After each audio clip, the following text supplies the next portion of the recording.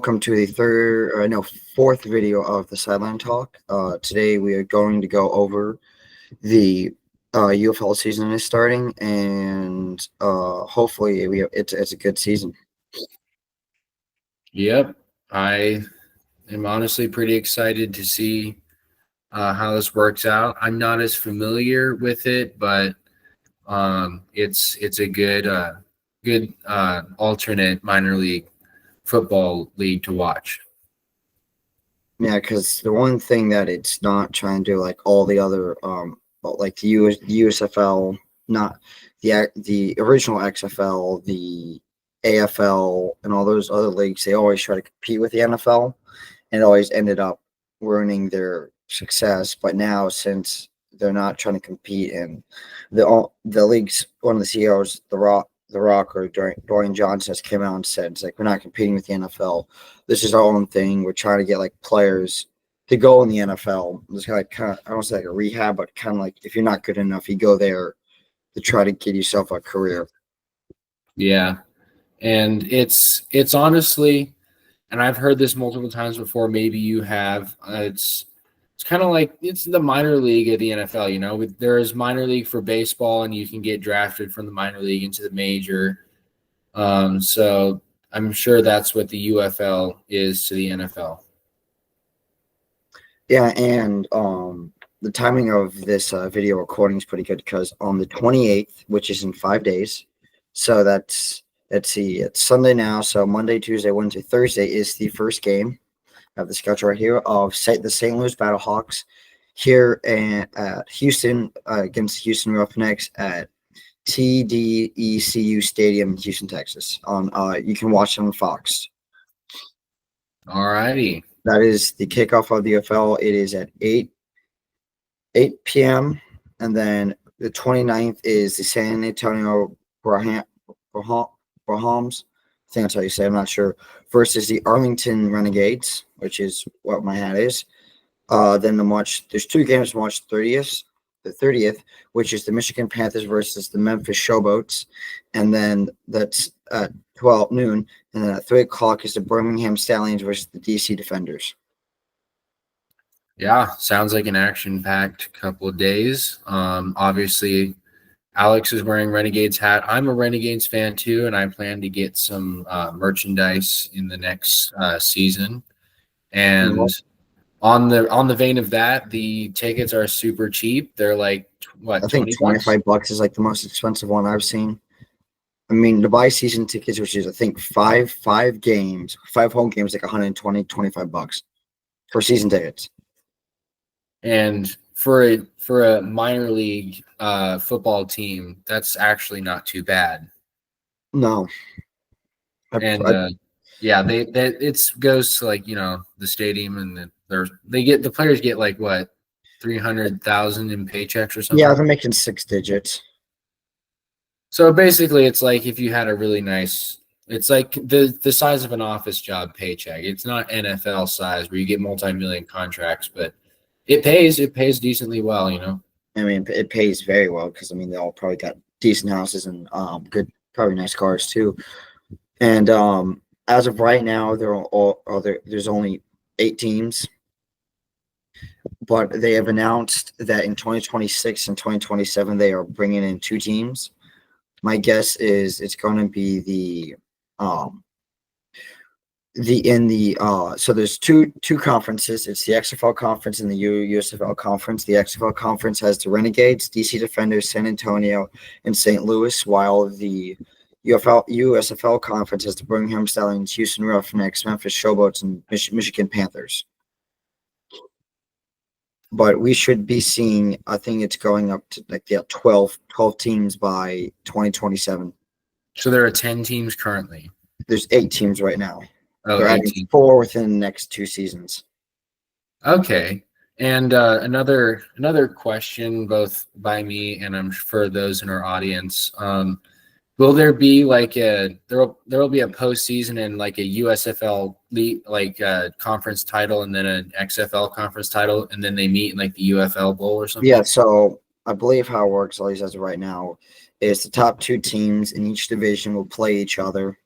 And those 2 teams, the teams that win in the XFL, the top two teams in the XFL will play each other, or XFL conference play each other, and then they go play the final, and then the next two will play, and in the USFL, top two teams play there, and the winner of that game goes to the final.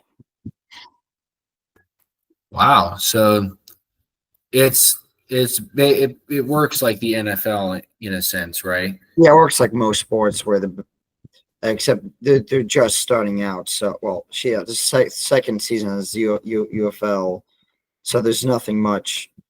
They can't go too crazy with all out. So how many games are in the season? So I have the full schedule right here. So let's see here. There's 4 games. It looks like per week. So there's first week. Let's see. Let's go to the bottom. I think might be 10 weeks. Let me see. Yes, there are 10 weeks.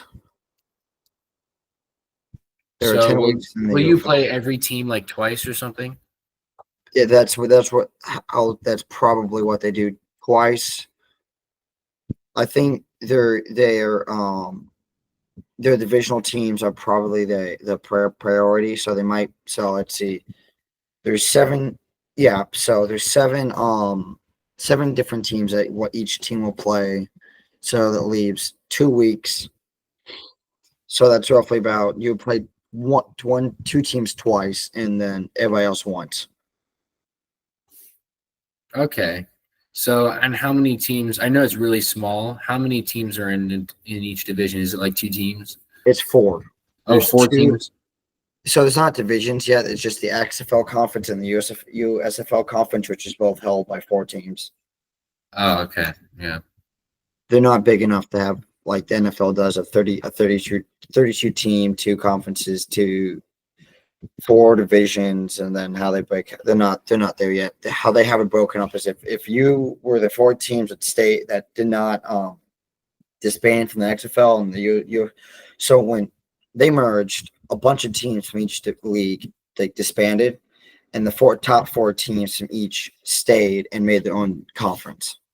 So why did the other teams disband? Not enough money, or just? That's probably what it was. Not enough money, because it is not the cheapest thing to run a football team. Because they do have a smaller roster, but they have 50 players per roster, but it's still not cheap at all. So, and it also make it a lot easier to expand teams if you just don't keep all the teams. So I don't think even when the AFL and the NFL merged, they might have kept all the teams, or might have not. They could have easily gotten rid of teams. Well, yeah. What year did the NFL and the AFL merge? Was it the 50s? It would have been around, I think, after first handful of Super Bowls. I think by Super Bowl 9 they would have merged. So could be wrong. Yeah, so I did read that like the Cowboys and the Broncos and a lot of other teams, both the AFL and the NFL had expansion teams, and by the time they merged, these teams became full-fledged National Football League teams. So I do hope, and I kind of expect the UFL to expand from the 12 teams, and by 2027, maybe by 2033, they'll have 16, maybe 16 per or no, 12 per league, maybe per conference. Yeah, we'll see what they do, because they could easily add more. It's impossible to tell. Maybe 10 teams per conference. Yeah. So to answer your question about how much they were worth, I looked it up real quick. So I couldn't get a definite number, but I got probably millions of dollars, which isn't not too crazy to think about, because they got to pay for the merchandise, the arena, the stadium, the employees, the coaches, the players, and whatnot. And also too, it's even arena football. It's not cheap to run. Because like I said, you got to pay for the arena, the players, the merch, all the employees that run all of it, and what coaches, etc. Yeah, and one of the costs. So especially with the Renegades, one of the cost cutting effects they use is they just use the Choctaw Stadium, which is the old stadium of the Rangers. And maybe, I don't know how it's going to go. Maybe eventually they'll get their own stadium. Who knows? But for now, they're playing in a baseball/football field, and that's where they'll stay for the time being. Yeah, I don't even know if they even use that stadium for baseball anymore. Yeah, do you know where the other UFL teams, do they play in other football team stadiums or baseball or what? So the Houston Roughnecks have their own stadium. San Antonio obviously has their own stadium because the only team else that's in San Antonio is the Spurs. That's basketball and it's too small of a field. Can't tell you about all the other teams except for the Michigan Panthers. You play at Ford Field, which is the home of the Detroit Lions. Yeah, and I'm sure that's their go-to for now. Like, we'll just use their field until further notice. But yeah, but when I watched one of the Roughnecks games last year on Fox, they took a smaller stadium. It was probably like a small college. I don't know, but they took a smaller stadium and used it. I mean, there's college stadiums that are bigger than some of these fields because they're not at the point where national level yet. yeah, I mean, I would also like to point out that the NFL, back when it was the AFL and the NFL, during the first almost 30 years, the NFL didn't get a whole lot of national attention. Howie Long, I read an article by him. He said back when he played with the Raiders in 1983 and they won the Super Bowl under John Madden, they had to take buses. They were just people on the road. But now, like the NFL, it's like they got the best buses, they got escorts, they got the whole 9 yards of stuff.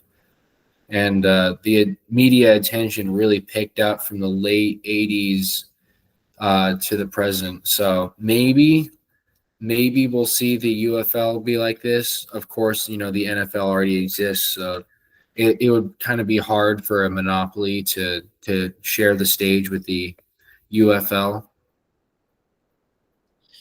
Yeah, because one thing too, the NFL could easily buy it.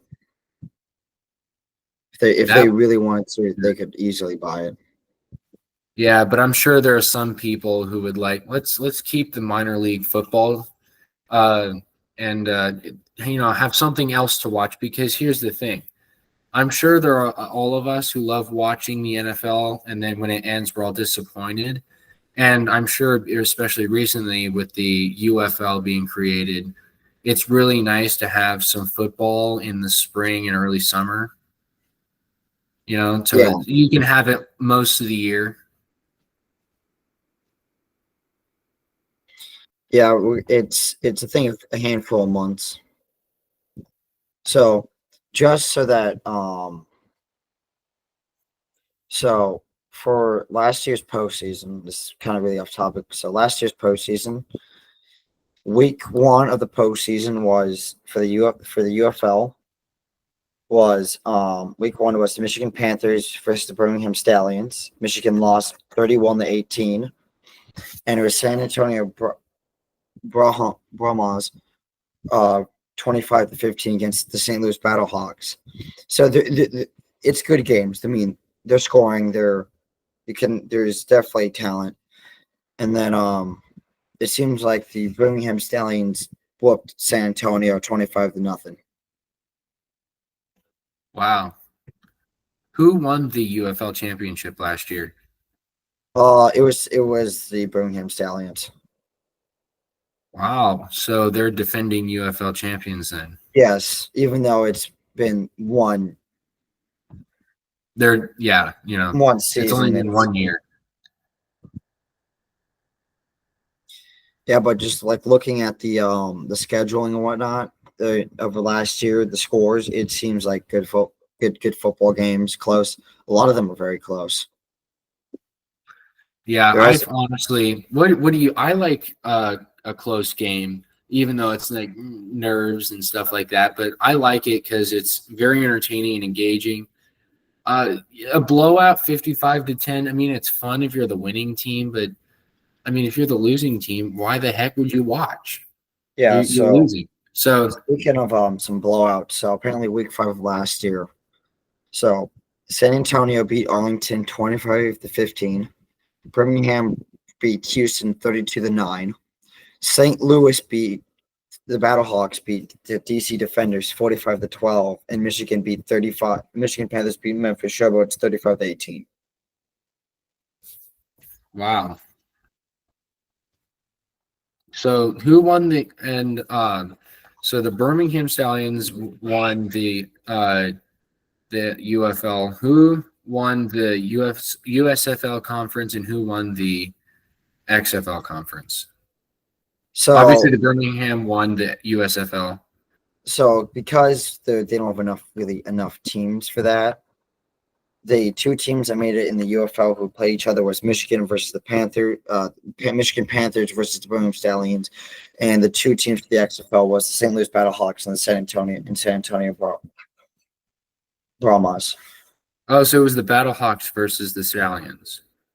No, it was the Battlehawks versus San Antonio. Oh, and Birmingham faced Michigan. okay. I'm okay. I'm familiar with the NFL teams, and I'm like struggling to follow with all these UFL teams. So, so what you're saying is the Battlehawks won the XFL and then went to the UFL championship. No, the Battlehawks lost against San Antonio in the XFL championship. Okay, so the San Antonio lost to the Stallions, Birmingham Stallions, in the UFL championship. In the UFL championship. Okay, I haven't watched the highlights. I'll probably have to go back and watch them. Was it huge? Did you say? It was 25-0. Oh, Birmingham. Must have been fun for the Stallions. Yeah. And the thing too, which is hard to start is it's hard to start a league up because it has like no history. Yeah, and people, if you don't have a history and you don't have like a resume history walking in, people aren't really going to respect you. They're not really going to be interested. The NFL has a huge legendary history, like 100 years, obviously, way beginning back in 1920. The UFL began last year, and the USFL and the XFL are really young compared to the NFL. So they're going to have play some good games, and the UFL community is going to have to really up its game and stick it out and make themselves look good and presentable and attention worthy. And you and I love football, and we'll watch it no matter what. But because really, football's football. I mean, high school and up, yeah. It's enjoyable. I'll go watch a high school game. I'll root for Alabama, and I don't go to the college or live there, but I kind of like that team, and I'll choose it. I'll choose a side when I watch a football game. Yeah, it doesn't matter if it can even, because the thing too with football, it's like so there's 3 countries. I can't say 3 countries. There's 3 places that have a football league. It's America, Canada, and technically Europe. So in America, you got like college football, you got college, then you got the NFL, of course, the XFL, not the XFL, the UFL, and then any of those arena footballs, and then you got any high school that are top tier high schools. That's pretty much the American. And then American football bleeds into Canada, making the CFL, and then within the CFL, it's a good bit different than the NFL. And then in Europe, you got the European League of Football, which is American football, but in Europe. Yeah, and what was the difference with Canadian football? Do they have their goalposts in front? So they're 20. So the end zone is 20 yards. The sideline is a bit long. It's a lot more wider, and the teams have 12 players out on the field at once. 12 players, not 11. Yep. And another thing too is there is no you can just you can't. So in NFL you kind of got like you got to stop before the before the ball gets snapped. That's that rule isn't there. So you can have a guy sprinting down the entire field while the ball is being snapped. So it's like rugby, sort of. Someone like rugby. Rugby doesn't stop, but American football stops. They both stop, but there's much more movement. Huh. There's a lot more movement. So the Canadians were like, let's hang on, let's like try this new American sport, but we're still going to hang on to European rugby a little bit. And That's pretty much what it was. Is they kept just some of the older traditions. that's weird. That should make for some interesting football. Okay. Yeah, but that's pretty much what we all have to talk about for this video. Hope you all enjoyed it. And we hope to get we should get another one out about since baseball season is starting officially completely this week, besides just like one series in Tokyo. But this is the Sideline Talk.